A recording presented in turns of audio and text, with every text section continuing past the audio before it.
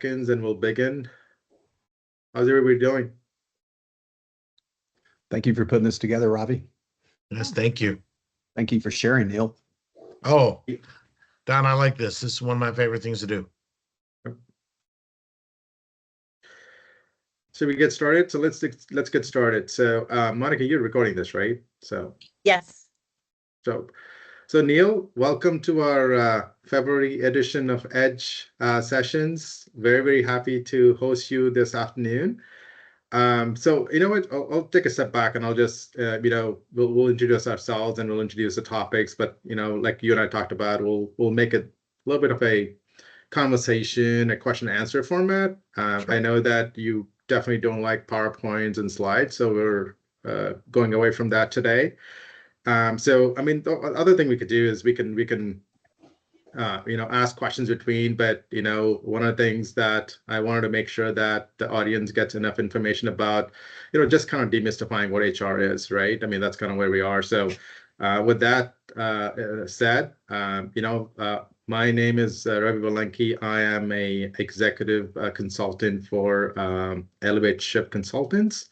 My focus has always been strategy to execution kind of initiatives, focusing on revenue and growth kind of programs. So, Neil, I'm going to let you introduce yourself, but one of the things I want you to kind of just deconstruct for people is, the impact of what HR could have on an organization or not just organization, but even people and businesses. Sure, absolutely. Well, Ravi, thank you for having me today, and I look forward to it. And I think you and I said that if anybody has any questions, just please drop it in, raise your hand, let us know. I don't want to talk at you, I want to talk with you. So let us know how we can help. But I'll do the quick obligatory introductions, which I'd never like to do because I'd rather talk about you than myself.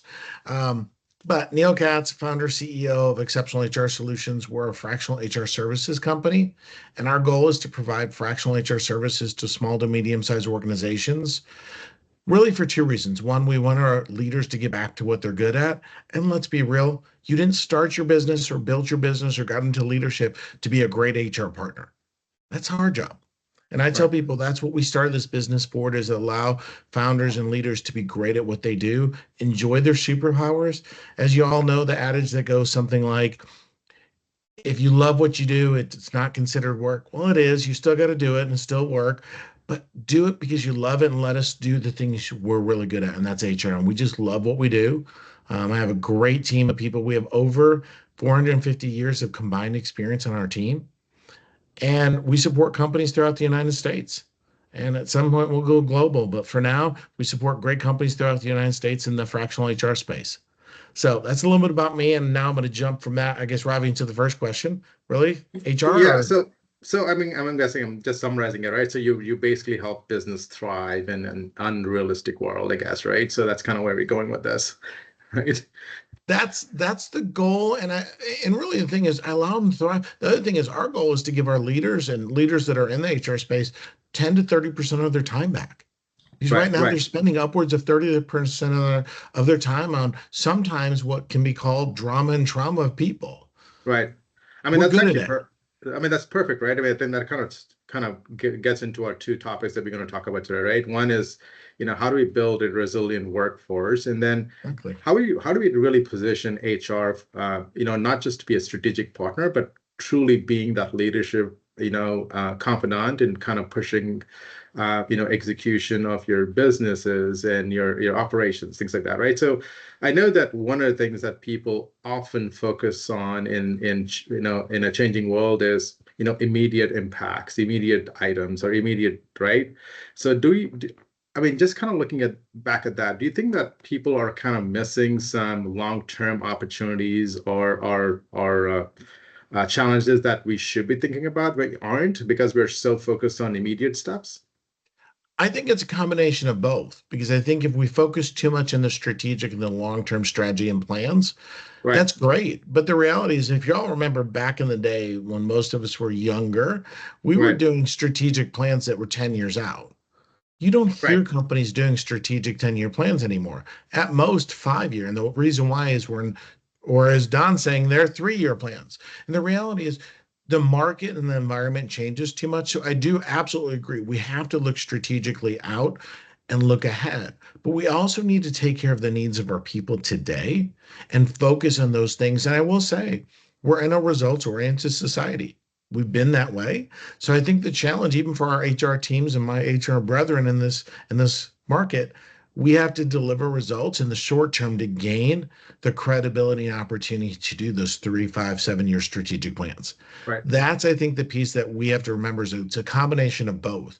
Deliver short term, resolve some of those immediate needs and challenges and issues, and then you gain the opportunity and trust and relationships to build the 3 and 5-year strategic plans. So Don, do you think that there are actually any blind spots that we aren't looking at today that we should be before we actually dig into our operations or organization or people or talent, anything like? Is that me, Robbie? So Yeah, for Neil, okay, for Neil. Yeah. Yeah, so Neil, thank you for sharing the segmentation of small to mid-sized businesses, and I know that Chief Executive Connections has a lot of enterprise models, and just like my industry, they're totally different playbooks. I think you would agree. Absolutely. So thanks for, I think the questions today are geared towards your audience, and if you could, everybody define small to mid-sized businesses on different terms. What's the numbers of employees, full-time equivalent employees? Sure, Don, great question. And what I would tell you is small. I've supported companies as small as 2 employees.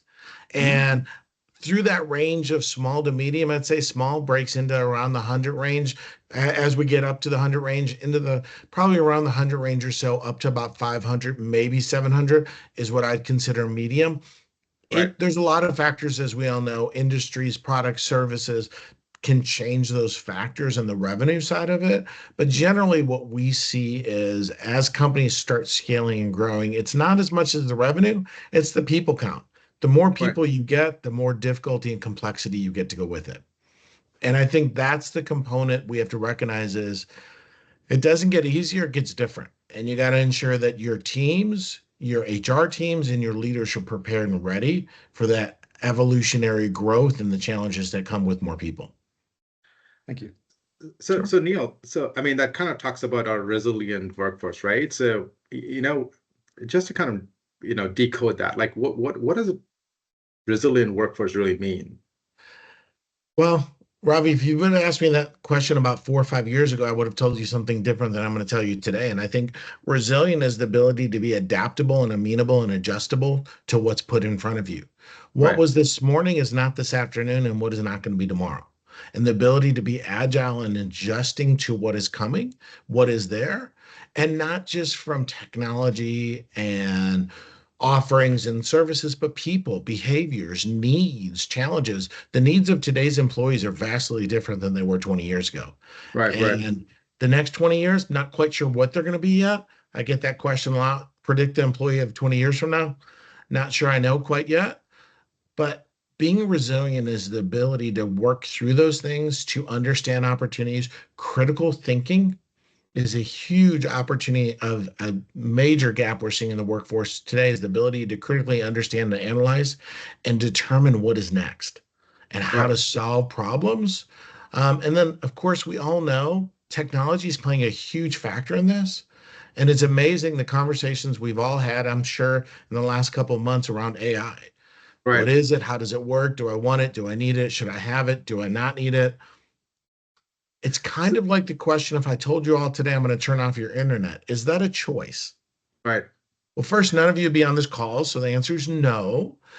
AI is not going away. It's what we do with it, how we embrace it, how we understand it, and we integrate it to be a resilient employee, to recognize that it can do a lot of the work we're doing today. That doesn't eliminate our job. That allows us to do different components of our job and to be a great employee. So when you talk about adaptability and resilience, right? So I know that. So I guess one question would be like, where do you see HR kind of playing that critical role, right? And also, what do organizations need to think about, or who needs to be involved in that journey on collectively driving that adaptability and resilience in the organization. So I'll give a little HR secret that not a lot of people understand. It's not HR's job to change people. Right.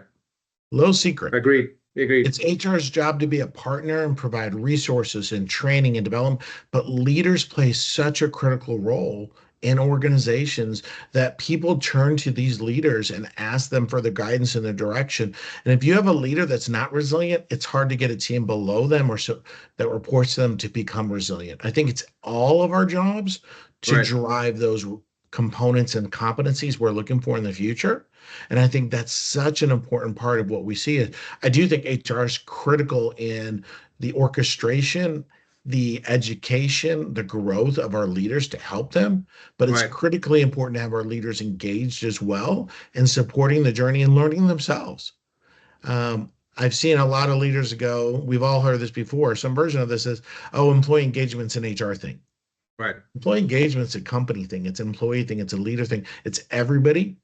And just like resiliency is the same for all of us, we all have to teach each other how to be more resilient and more agile in this ever-changing workplace. Yeah, I mean that's a great example, Neil. I think one example that comes to my mind is, I think when I was doing a chief of staff role, one of the things was driving cultural change, right? And adoption is not just leaders running through their priorities top to bottom, right? It's also kind of built in your management as well. So having that frequent touch points with your employees and making sure that you hear them and making sure that you understand what they're going through and kind of thinking through what creates effectiveness in them, right? I think that's what creates the adaptability as well. I mean, there's a misconception that, that somebody provides the tools and then you automatically become resilient. And that's not a one-on-one thing, right? I think one thing I was kind of curious about is like, how do you take people in that journey? Right, to becoming a resilient, but it's not like a one-step thing, right? Where you go, it's not a switch, like it's a journey. As I say, resiliency is not an on and off switch. You can turn a light on, you can turn a light off. Resiliency is not that. And you mentioned, Ravi, a minute ago about tools. Yeah. If I ask somebody to go into your home today and go hang a picture, you open a toolbox. The toolbox, when you open it, has 20, 30, 40, 200 tools. The tool doesn't jump out at you into your hands, the tool you need, correct? Right. You have to go in there and evaluate what are my options, what are my resources, which one's going to serve me best. And by the way, most of us would say get a hammer to hang the nail, but there are other tools you could use to hang a picture. Right. Might not work as effectively, but there are other tools and other resources you have available to you. That's, I think, the key is you have to look at the tools you have available, try different tools, because by the way, the tool you've always used might not be the tool you should be using today. Right. No, just a connected question, Neil. So I know that, typically when you talk about organizations that are small and mid-size, the question often comes up, at what point do I think about tools? Right? If I do think about tools, how do I identify what is the appropriate tool for me? Right? And the third one is if I do know what I need to do and what tools to implement, how do I know that that tool is relevant for the foreseeable future in terms of what I'm doing? Right? I think that's kind of how people are thinking in terms of, at least from a mid and small size organizations, right? I mean, big corporations, it's easier to address it, but just curious what your thoughts are on that. Sure. So tools is an interesting question. And the reason I say that is if you're a company of a solopreneur, it might be different. But beyond that, when you have one or more people, contractor, employee, you're going to have tools, whether it's Gmail, shared drives, Teams, cloud, AI, you have tools already. Sometimes I'm not sure we know the tools we have at our disposal. So I think the first thing is start with the tools you already have, make sure people are utilizing them. And the thing I think is fascinating is, who has the answer to which tools you really need? It's your team. Ask them. If I can give you one tool today with a cost containment, put a dollar limit or a time limit or something on there, you'd be surprised what your team would tell you they need. Right. And when they tell you, they know the tool. And by the way, they've researched it, they've looked into it, they know exactly what they want and need. They can tell you the cost, they can tell you they've tried 4 different trials of it. They know what they want. The problem is, a lot of times leaders think we know the right tools because we are the leader. Right, I will right, tell you, many a times I'll ask my team, what do you need? What can I do to help you make your job better and easier and more efficient? They know the tools. Go ask them. Your job as a leader is to control costs, implementation, effectiveness, things of that nature. But I will tell you, my team, they know what they need. They right, came to me and they'll say, we need this. Okay, tell me why. Have them make a business case. Have them teach them how to make a presentation to you why this tool should be put into this company or your team. You'd be very surprised. You don't have to do as much of the work. And by the way, if they really want the tool, they'll do everything you can imagine and more to present why this tool is of value to you. And I right, will tell you, all companies should look at all their tools in their toolbox because there are some tools that are outdated. There's some tools that need to be upgraded. There's right, some tools that need to be replaced. right. And I I mean, would there's encourage any size company to look at their toolbox today. no. I mean, there's one more question, but I'm gonna wait for that question because I think that's probably going to be more relevant at the end of the session. So, Sure. you know what? I mean, before we jump into the leadership side of things and how HR can be a partner in that, um, what has your experience been, Neil, in organizations that have not pursued resiliency as a way of doing business? You know, there's multiple ways to achieve success. I have seen multiple times resiliency pay off Right, to developing resilient workforces, to teaching workforces how to be agile and work through. Those are the ones I've seen the success with. I've seen other companies be successful, but it's a model you have to buy in and believe. One of the things I tell companies that I have seen not work well is companies that force a system in and there's no buy-in, right, especially at the highest levels of the organization. If you want to implement any system, whether it's being a resilient workforce or a different operating system or anything of that nature, ensure you have the leadership buy-in and support. Because when leaders buy in, support it, integrate it, and it becomes who you are. right, That's the critical thing. It's just the old-fashioned adage. All of your companies, I'm sure, have mission, vision, and values. Question that used to be fun when I'd walk into a new company is tell me what they are. right, And 70% of the people would go to a wall or a picture or a handbook and read it to me. right, What it tells me is they know where to find it, but they don't believe in it. right, right. Same No, thing with resiliency is if you believe in it and you embrace it and you support it, and it becomes part of your, I'll go back to what you said earlier, Robbie, the culture, it becomes who you are a resilient workforce, then it'll be much more successful. I've seen other organizations try to force it in, just doesn't work. right. Hey, can I Yeah. jump in real quick? Yep. Go ahead. Hi. Hi, Neil. Laura Hello, Barrett. Laura. So question for you. You had mentioned something a moment ago, just around the rate of change. And gosh, thinking back over the last 20 years, 20 plus years, I can't agree with you more. I think that the rate of change nowadays is faster than I have ever seen it in my in my career. But the topic of change management has been it's moved into my brain and taken up a lot of space lately. From a people, process, technology, all of that, right? All of that perspective and everything that I hear you guys saying, I can't help to think that more broadly, change management. Uh, and it's one thing I think to talk about, but I would love to hear your perspective on a few things. Sure. You work with clients every day, right? Mhm. Over the years, I've seen clients that don't have dedicated change management teams. I've seen clients that it lives with their HR function. I've seen clients where it lives with IT. I've seen clients where it lives with like an enterprise PMO. It's kind of one of those functions, and it has such a human aspect to it, right? I mean, we're getting folks to buy into a different way of doing things to make sure that change sticks. And I would love to hear your perspective, one, on you've been doing this a long time. And again, the people side of it, I'm sure that you've seen the good, the bad, and the ugly, with not only developing change strategies, but, you know, overarching change management, change readiness. Where do you think it should live? And just general best practices around it.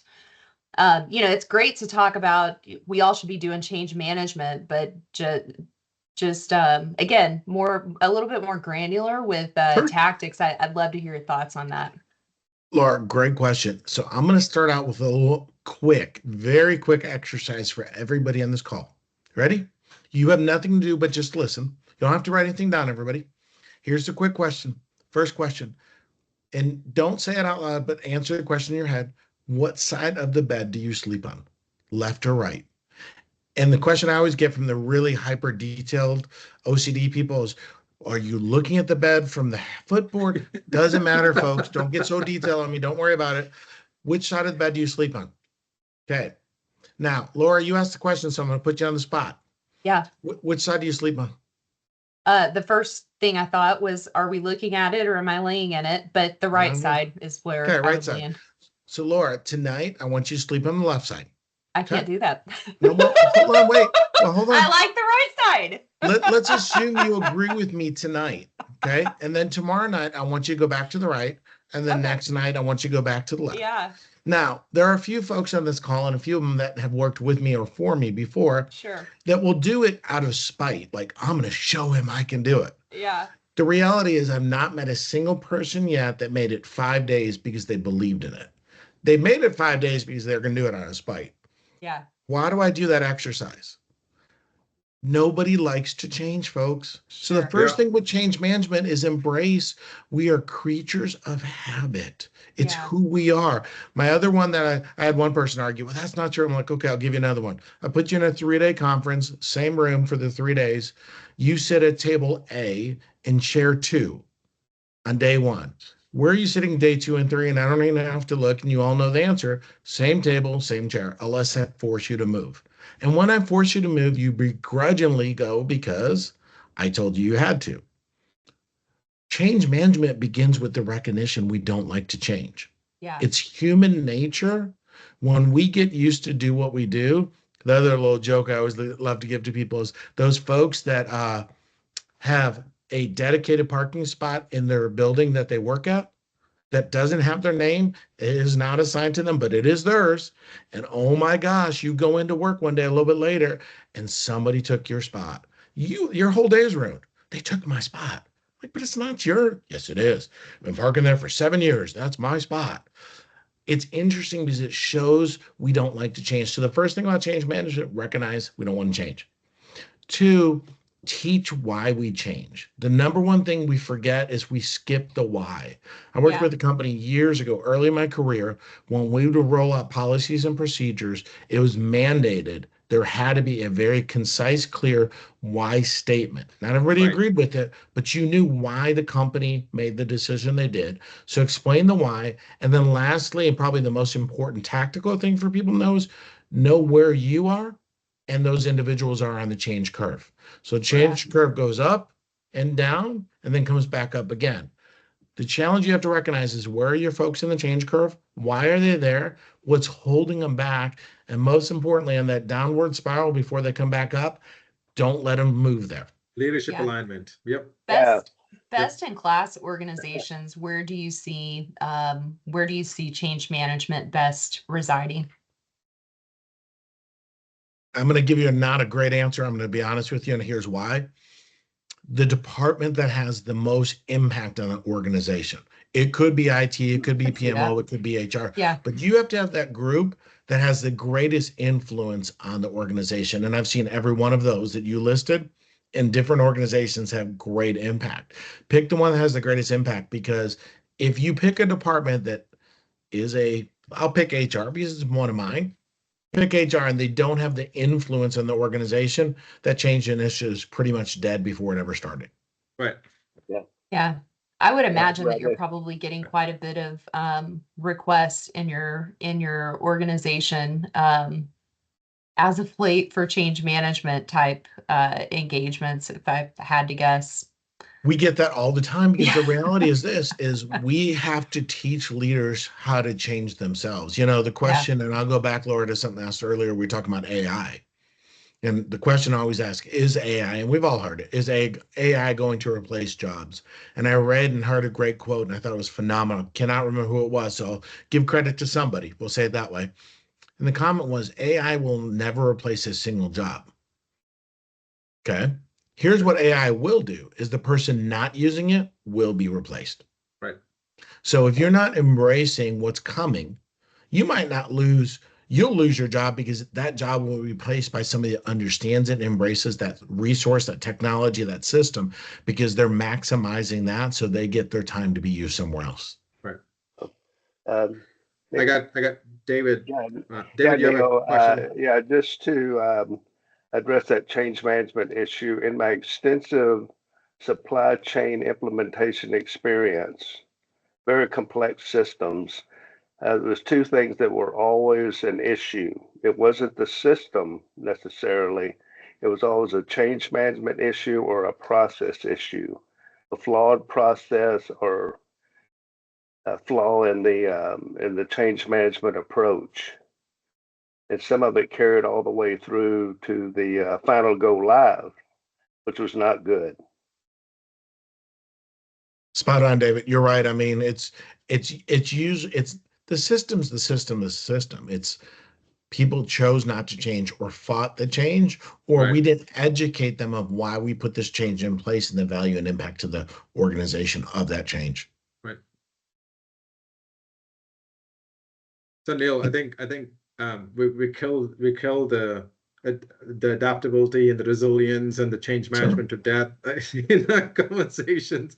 Laura, thank you for that question, and David for the question. So I think one thing that I'm always curious about, Neil, is coming from a big corporation, the way we look at HR as from a leadership perspective is totally different than how organizations look from a mid and small size companies. So how do you address a concern or a question where, hey, we don't even have HR in our company? At what point do we need to think about HR as a resource, and when do we need to start aligning them as a strategic partner? Right? I think that would actually help the audience out in trying to understand when and how we come in, I guess. Sure. Great question. Ravi, the answer to both of them are very similar. When do I bring in HR? It's much later than you think you should have. You should have brought it in much sooner than you did. Right. That's one of the reasons I moved into the fractional space, is the ability for companies now to bring in a fractional resource.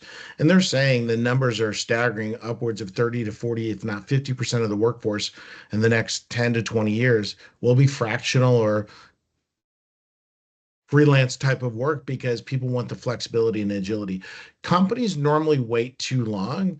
HR has struggled for quite some time trying to figure out its value proposition. Why do you need me? How do I show the value and impact? So what happens is companies wait too long. I believe the best time to bring in HR is as you probably hit past probably 5 to 7 employees, even on a fractional basis, just as a consultant, a couple hours here or there, very short, to start building that foundation of knowledge, skills, and competencies, and building that structure. So as this company scales and grows, it is of value. So to me, and candidly, I talk to clients all the time. 90% of our clients come in, or we're brought in, when it's a problem. We can fix problems. HR is exceptionally good at problem solving. So what do you think some of the pitfalls are of not having an HR? I mean, I understand that people are bringing you in when you have an issue, but what are some of the pitfalls of not having an HR in the first place? The biggest one most people know about is risk and compliance. I mean, the exposure to a company for not following state, federal, municipality laws, rules, and regulations, especially in certain parts of the country. Right. I mean, my favorite two California. states, well, California, everyone knows, but the one that's really starting to really rise very quickly is New York, Illinois, Florida, Colorado. And what's interesting is there's even other states that what seem to be very employer friendly have Right. some very nuanced laws, such as Texas. There's nuances across the country that we're starting to see. So the reality is you need to bring them in sooner than you are to help you and mitigate those risk and exposure. The other thing is if you're on a path of growth and exceptional growth, you need somebody that knows what they're doing. The analogy I give to somebody is, are you going to go to an ear, nose, and throat specialist when you have a brain surgeon issue? No, you're going to the wrong doctor. Bring in the right resource to help you with the right problem that knows what they're doing, because I sure don't want an ENT, and I hope nobody on the phone is an ENT, but if they are, no offense, but you don't want an ENT doing brain surgery on you. Why would you want an operational leader or a different leader doing HR functions? Or worst, you have somebody that gives it to somebody, hey, an administrative role. Can you do this? And the worst thing, ChatGPT and Google are not HR. Just in case anybody had a misnomer, ChatGPT and Google are not your HR department. And if they are, please call me right after this call. Right. So I think that kind of goes into my next question, Neil. So I know that there's transactional type of HR, roles, and there are strategic HR roles, right? How do you differentiate between those? So, Ravi, those are great. The only thing I wanted to ask you is we have two people with their hands up for a little bit. Do we want to Yeah, answer yeah. their So, questions first? I didn't know how we wanted to do that. no, actually, no, please. I mean, if they have, I David, did have my hand up, and David, if you don't mind, I wanted to talk about that. So, it sounds good, Neil, that you should bring an HR person or firm in, 7 employees, but reality is, and I'll just talk about Texas and talk underneath 100 employees, that's not really happening even at 100 employees a lot. It's a title. It's somebody that walked by that just got a hat called HR, which is worse than your Chat GPT statement a minute ago. All right. So, the liability that employers have by not embracing HR and the services on the Affordable Care Act and ADA, discrimination, everything harassment, everything that wraps in there. I hate to say it, but I've been around your industry for a long time. The business owners typically don't think they need it. They don't think it's going to happen to them. And as well as I do, lawsuits do happen and they're very significant. It's a fraction of the fraction of the fraction of the cost to just get services on board. But, I understand the compliance risk very, very accurately. Back to your change management, Laura statement, how do you get an employer that, is not putting on a $75,000 to $125,000 SPHR onto their books until 75 employees? How do you help those people up to that level? So just call it under 100. I mean, Don, great question. 90% of my customer base is just what you described. And what we do is that 75 to 125K salary, that's not what we put on them. That's the advantage to fractional. You can get a fractional person coming in at 10 hours a month. And honestly, most of these smaller companies, that's all they need. They need a partner to understand the business. That's critical. And understand how to mitigate the risk and exposure. All the 3-4 letter acronyms that our government has put into place, they're scary. And you make one misstep in one of those arenas, your risk and exposure is exponential. But you can bring in, and that's why I'm a huge fan, not for my own business, just for business in general. I'm a huge fan of the fractional workplace. I think the opportunity to bring in, whether it be HR, CFO, chief marketing officers, and it doesn't have to be a chief, it can be an HR director, fractional directors.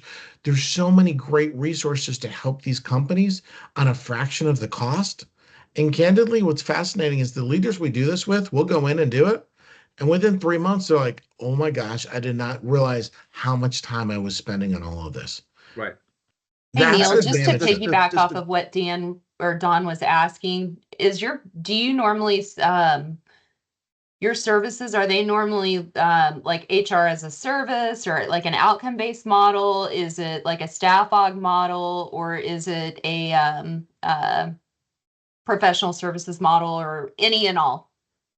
All of the above. We build custom solutions, Laura. So Thank you. what I don't, and I told Ravi, I don't want this to be a sales pitch, so I'm trying I to know. avoid No, that. I was just No. curious. You're great Thank question. you. I appreciate that. What I will tell We is want to only- help you with our networks No, and as well. I And so appreciate that. I was figured Yeah. I would ask while we were on the topic. Thank you. Sure. And I would tell anybody, please let me know if you want to have a chat one-off. I love doing 30-minute virtual coffees, and I'll answer any question. If you have a company, an industry, look, you have a company you want me to talk with, I'll do a 30-minute call with anybody. I love those. Those Sure. are my favorite conversations, because honestly, and Don, you bring up a great point. I fight that challenge every single day of going, let me help you. And I had one leader go, I don't know. I said, I'll make you a deal. Bring me in 5 hours a month. That's it. David, I'm sorry. You had a 70% of, question, my friend. Oh. I'm sorry. Oh, I'm sorry. I think David had his hand Yeah. raised. I may have jumped in line. It's okay. So, what I do is I offer them 5 hours a month, and 70% of my clients today add hours and services in the first 6 months, because then they realize, oh, wow, this is really nice. Yes, we got you. I was talking to a client today, and they're like, I just can't find this one role I need. I can't find it. I'm like, we'll recruit it for you. You can do that. I'll get on it. We can get something posted by the end of the week. You can do that. This person was random. In fairness to them, doing a great job, but they're not going to find the right fit. Not for what they're looking for. David, I want to answer your question because you've had your hand up for a little bit. So, David Turner. Sure. Thanks. I appreciate that. One of the challenges that I've seen, so I've worked at both large and mid-sized businesses. The basic premise to the question is, how do you develop that partnership with HR? So HR brings a certain skill set. I have a background in program management, technology, former CIO, those kind of things. One of the challenges that I've personally experienced is oftentimes HR has expertise in what they do. Maybe it's the transactional. I know we're getting into that discussion, but really they don't have the expertise from a business strategy standpoint. Similar experience I've had with working with enterprise risk management. They understand the enterprise and the banking industry, but they don't understand the technical risk. So how do you begin understanding, build the partnership where there's learning by each function, either at the C level or below, to better operate in those environments? And I know we're about to get into transactional and strategic relationships with HR, but that's a challenge. Change management, Sure. All the things that we spoke about, oftentimes seems to be there's expertise somewhere, and sometimes mid-sized organizations don't have the expertise at all. Right. So, David, great question. And what I'll answer it very simply is, HR has to learn the business more than they have to learn the people. We should come to the table very experienced and skilled in the people components.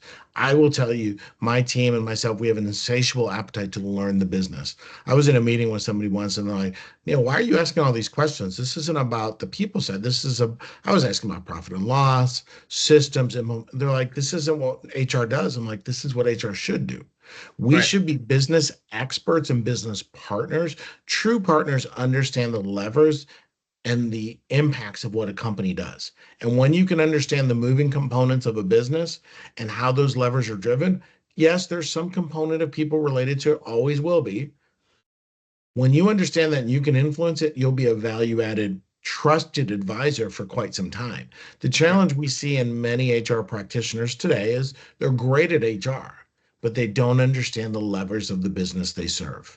And when you understand how a business operates, where the revenue is generated from, where the blockades are, as I love to ask a CEO, one of my favorite questions is, tell me your 3 greatest pain points that are not people. And they're like, what do you mean? I'm like, what are your 3 greatest pain points you suffer today that are not people related? And they're like, why do you want to know? I'm like, because it tells me all your issues in your company. Because I guarantee you there's a correlation between what you've just described to me and what I'll be solving for you in the next 3 to 6 months. Last thing I'll say about that is, I'll ask your senior leaders and any leader of any department, what are the 3 key metrics you look at every single morning you walk into your office? Why? And when I understand those 3 key metrics, I can understand what you're thinking. I'll ask you if I can have access to them, and then I will understand how I can support you from a people perspective to ensure those metrics are delivered and help you to build plans and solutions to get to those outcomes. I hope that helps, David. I think Neil, I think that was kind of, where the strategic versus operational was going, because I think that was one thing that people want to kind of, I mean, usually talk about, like when they talk about HR, they usually refer to them like, oh, they're just the admin, so they're just doing paperwork, right? So how do you kind of flip that conversation to kind of make them part of the organization to be more strategic, right? I mean, I've actually seen HR being part of merger acquisitions as well, which is where they're looking at, talent, workforce planning, all that as well. So that's a good point, Neil. That's a good point. So, yep. I think it's critical that we have to be critical stewards of understanding what is a business, how does it operate, how does it move, what are the challenges, risk, exposures, not just from people, but the business itself. What's the growth strategy? I can tell you, give me your 3-5 year strategic plan. I can tell you, and I'll tell companies, give me your 3-year ops plan, and I'll develop all your people strategies to support that. Don't let HR be the barrier. Let us be your partner in success. right. I mean, I think we kind of talked about, I mean, being a strategic partner, we talk about resiliency, right? So, I mean, if you kind of take a step back and kind of talk, kind of just summarize, how would we look at HR as a function, right? And, for those individuals that are in that cycle of, mid and small companies, what should they be thinking about as they think about HR as a function in the organization? The number one thing is I want people to see HR as a partner in their journey to whatever success they've outlined, whether it be in a functional department such as IT, supply chain, operations, systems, whatever. We should be a partner, and there's not an issue we can't solve related to people and processes. This is what we do for a living. We're very good at this, and we Right. can connect the dots. And I will tell you that the last thing I'd love people to recognize is bring us in before it becomes a problem. We can probably help you with a better solution. We Right. can help you when it's a problem. We can help you when it's on fire. We can help you when it blows up, but we cannot fix.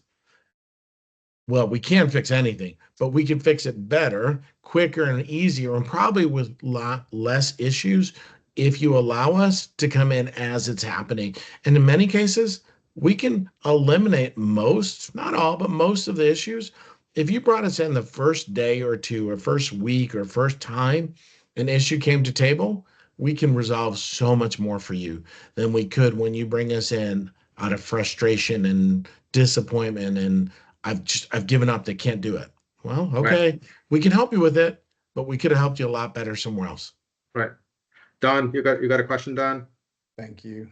Yeah, I'm going to go back a couple of segments actually in this leadership to HR and the gap of what I call a financial mindset. I'm just going to throw the blanket. All right, 250 employees or under. All right, that's our segment here, and the first thing I'll reverberate is that leaders don't have their hand on the pulse of their benefits and their HR, by the way.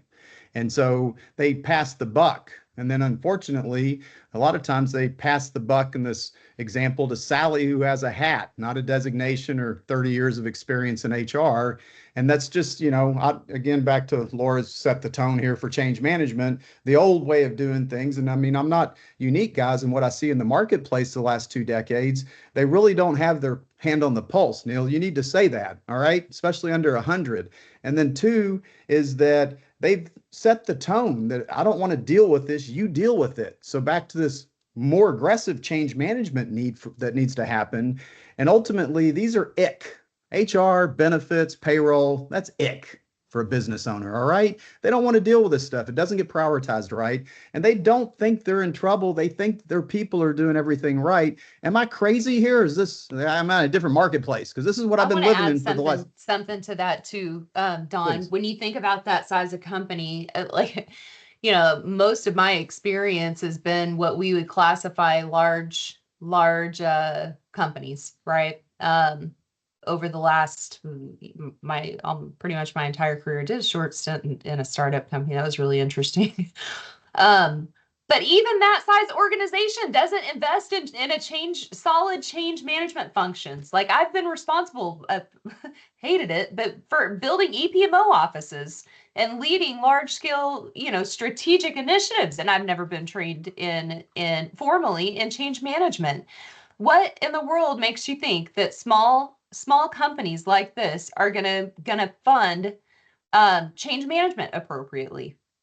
So it's left to operators, operators and folks throughout the business to do this kind of stuff. And I think honestly, that's a big ask of them. So hey Laura, I think that's a good segue, right? I think one of the things that when Just I was my doing 2 cents for whatever it's worth. no, it's great, it's great. I Off think my one of the soapbox things now. one of the things that I've learned in consulting, and David Turner might vouch for this as well. We traditionally look at functions as individualized, right? Your HR, your finance, your operations, your go-to-market. I think we've come to a point where we segment ourselves as individual compartmentalized people, right? I think when you look at an organization, I think this is what Neil was talking about, right? I'm not necessarily going in as an HR expert, but I'm going in with a business and operational mindset. And what I'm going to ask you is questions about your business and operations and people, so that I can now go back to my compartment and say, okay, what can I do within what I can influence, right? I think change management is a similar idea, or PMO is a similar idea, right? It's just one of the capabilities you have. It's not your only capability. I think that's what I'm seeing in marketplaces. When you actually separate yourselves out, that's when you have a problem. But if you actually have a workforce which is connected, okay, I am going to do X, Y, Z, which means that I'm going to think about culture, I'm going to think about change management, I'm going to think about efficiency, I'm going to think about productivity, all that in a connected conversation. That's a much better conversation than saying that I'm going to have a group of people only doing X. You know what I mean? At least that's what I've seen. Well, realize many departments they function in a certain area, but HR is that example that we cross all functions. We support every function in the organization. Don, you said it a minute ago. You're spot on in these sub 250 person companies. My philosophy is I don't want the founders and CEOs to be good at some of the tactical things. Like, I don't expect a founder CEO to be great at benefits. I want to know they have them and generally what they mean at a high level. But when it gets down to the root of what is a benefits plan and how does it work, and should a founder, CEO, executive level be involved in the negotiations and building a plan? No, I don't think so, because their value is somewhere else. I'll do that, and my team will do it. But then, Can I expand on oh, that? yeah, please. Because this is really what my question was, right? So, and it's I'm not here to I know we're talking conceptual and strategic and long term, so I don't mean to get too tactical here, but what I see in the marketplace is this disconnect, and what I really wanted to address is the financial mindset. So, take a company that's 75 employees spending $500,000 a year on their health plan, all right, and HR's job is people, making people happy. CFO, depending on size of the company, again, is that still the CEO and the CFO? And he's got to make the decision on a financial aspect. I don't see these guys and 100 less employees engaging. They don't know what to look for. They don't know what the financial mindset. So I asked the question, just hypothetically, if you're spending $500,000 and an expert like in your field or my field could come in and say, hey, there's a different way to fund that and take control of your plan. Right. You could save $250,000. And then you get down to HR. And again, it's not your caliber of HR, all right? Excuse me, Neil. It's the 75 life company that doesn't have you, all right? Or has somebody with a title. And what ends up happening is that lady will convince the CEO who's not engaged, and I place blame on him because it's leadership and that's where it starts.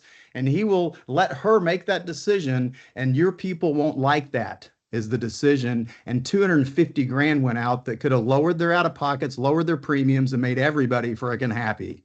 Yep. That's what I think. That's what's happening traditionally. I just need somebody to say hallelujah, so I know I'm not crazy. You're No, not you're spot crazy. on. That's why you need a procurement person like me to come in and source it out. You're hired. Thank you. And Neil, Spot on. earlier, my point was that we struggle with it in larger organizations. That's why companies need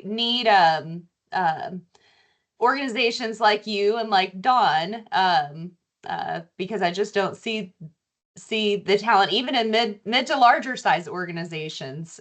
So yeah. Yeah, For sure. yeah. Probably to have time for a quick comment.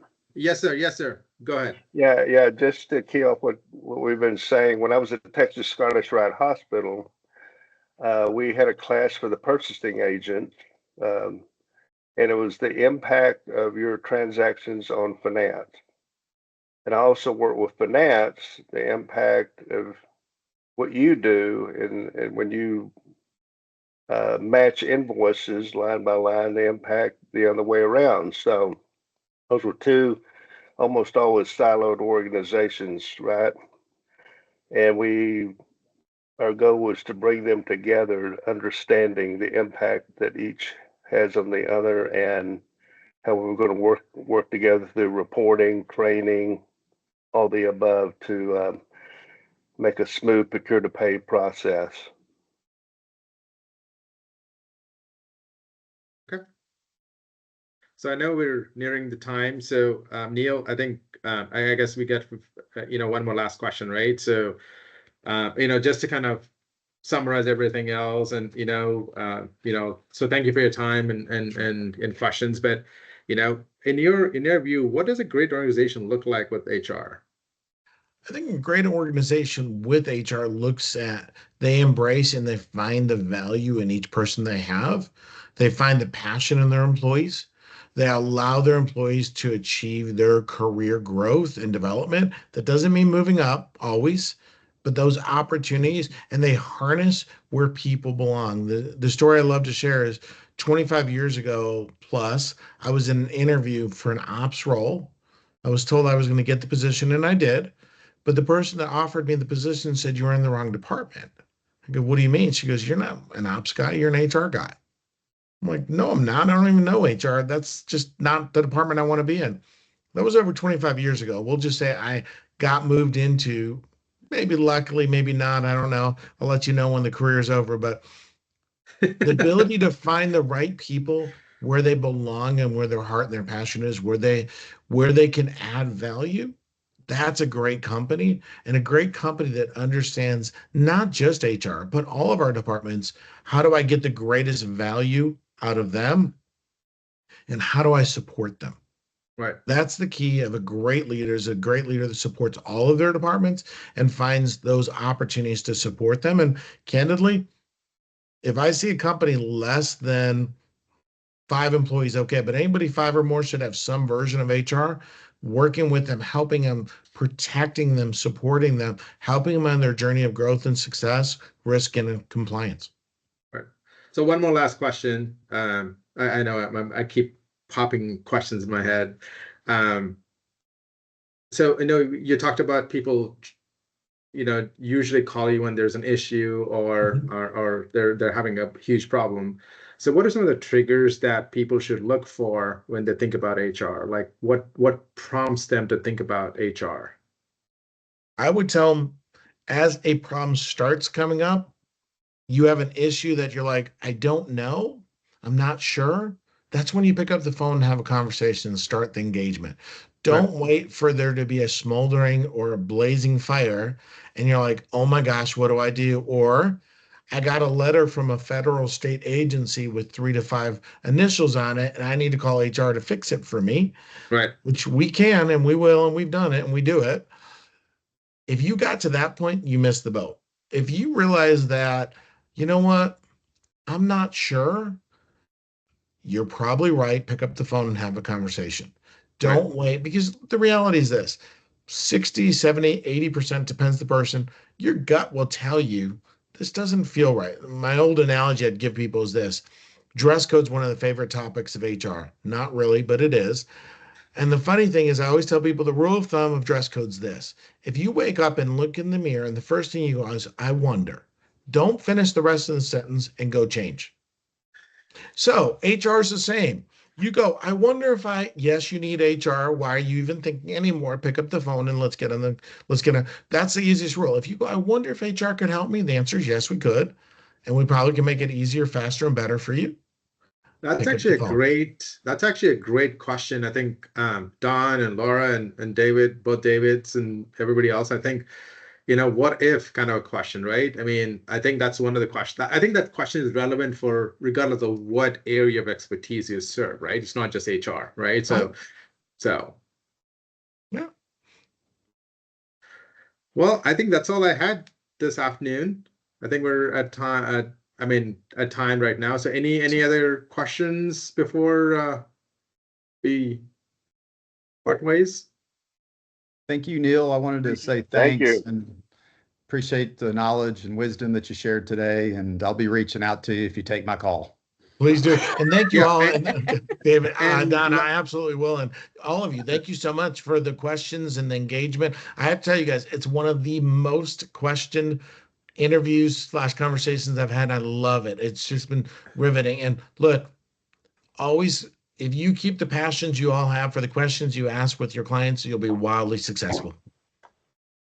Hey, and Neil, I flashed your contact information on the screen. Do you guys see it? Yes, Yes. Fancy. perfect.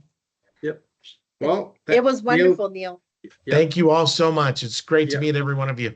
Okay, thanks you. Thank you. Thank you. Thank you. Bye. Thank you.